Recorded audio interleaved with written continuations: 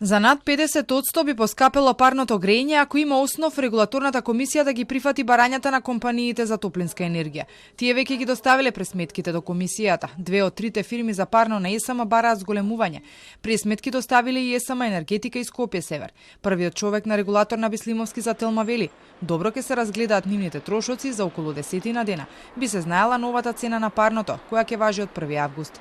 ДДВ-то за топлинска енергија останува 5% и засега нема најави дека ќе се менува. Кај производство на топлинска енергија имаат побарано намалување од 29,42%, за дистрибуција имаат побарано зголемување од 50,19% и се тоа искалкулирано крајната цена за снабдување имаат побарано зголемување од 54,2%. Каква ќе биде цената на гасот во следниот период? Бислимовски смета дека тоа ќе зависи од европските земји. Доколку имаме зголемување на потребата да се полнат нивните складишта, се очекува да има и зголемување на цената за природниот газ. Но не очекувам да биде тоа со луди бројки како што беа изминатата година.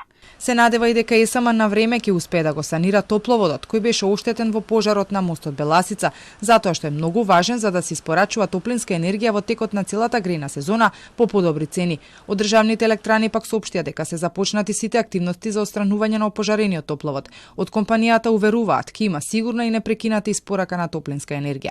Ова е втора грејна сезона како ЕСМ менаџира со парното грејење. Откако и се одзедоа лиценците за работа на БЕК, владата ги задолжи државните електрани да го прават тоа. За таа цел ЕСМ формираше и 3 нови фирми за производство, дистрибуција и снабдување со топлинска енергија. Градско парно користат околу 60.000 домаќинства, најмалку приклучени има на топланата Скопје Север, па на ЕСМ Енергетика или познатото железарско парно. Топланата Север лани прва почна да грее, но се соочи и со финансиски проблеми.